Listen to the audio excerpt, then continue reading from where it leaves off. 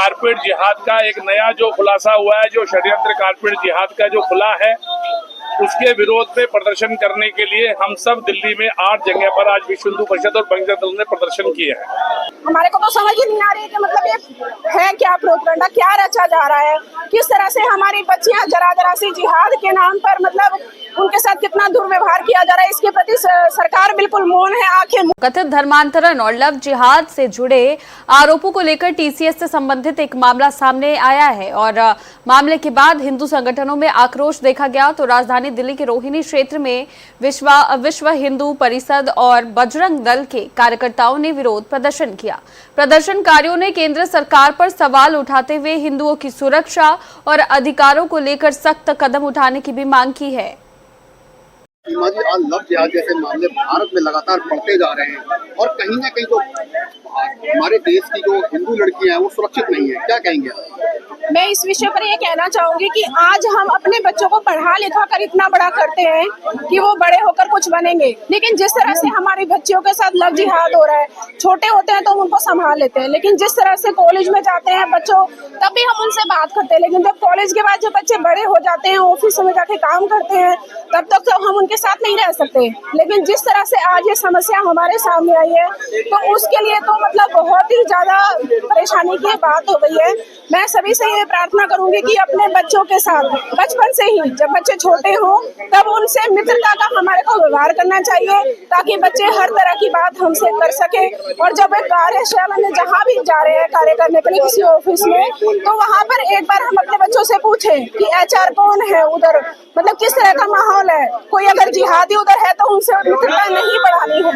यही मैं बस सबसे कहना चाहूंगी कि अपने बच्चों को इस तरह से पाले कि वो मित्रता में आकर हमसे सभी बातें करें, और जिस तरह से ये जिहादी हमारे साथ कर रहे हैं अब हमारे को ये सहन नहीं होगा। देखा जाए जिस तरह केंद्र में भी भाजपा की सरकार है, दिल्ली में भाजपा की सरकार है, जो हिंदूवादी सरकार कहलाई जाती है, उसके बावजूद इस तरह के मामले लगातार सामने आ रहे हैं, सरकार मौन है, क्या लगता है ये धोखा नहीं है? ये तो बहुत ही बड़ा धोखा है। हमारे को तो समझ ही नहीं आ रही है कि मतलब ये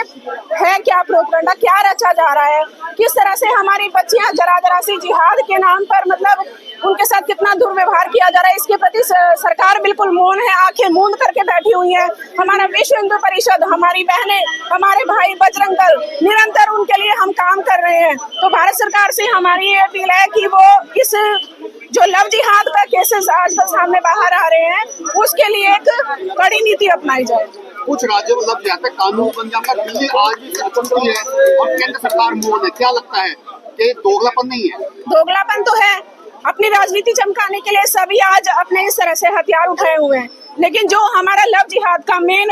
दिक्कत है, जो मतलब लड़कियां छोटी छोटी किस तरह से मतलब लव जिहाद का शिकार हो रही हैं, उसके लिए सरकार को कोई ना कोई कड़े नियम जरूर बनानी चाहिए। देखा जाए कहीं ना कहीं पुलिस का ही बहुत बड़ा रोल होता है। थाने में अगर कोई शिकायत जाती है कि हिंदू की लड़की मुस्लिम के साथ भागे तो पुलिस उस मामले को दबाने की कोशिश करती है। बिल्कुल, इस विषय में मैं बिल्कुल आपसे कहना चाहूंगी कि सबसे पहले जब कोई भी बच्ची किसी जिहाद का शिकार होती है तो सबसे पहले तो माँ बाप ही डरते हैं कि हमारी बच्ची घर से बाहर निकल गई, तो वो पहले तो शर्माते हैं कि हमको इस विषय को दबाना है, हमारी घर की बेइज्जती होगी। लेकिन किसी ना किसी तरह से वो जब हिम्मत करके पेरेंट्स आगे पहुंचते हैं कि नहीं हमारी बच्ची के साथ गलत हुआ है, आज हमारे साथ हुआ है, कल किसी और के पास साथ भी होगा, तो वो हिम्मत करके पहुंच जाते हैं थाने में, और फिर वहां पर भी जाकर उनकी इस तरह से रिपोर्ट नहीं लिखी जाती, उनको दबाया जाता है, चुप कराया जाता है।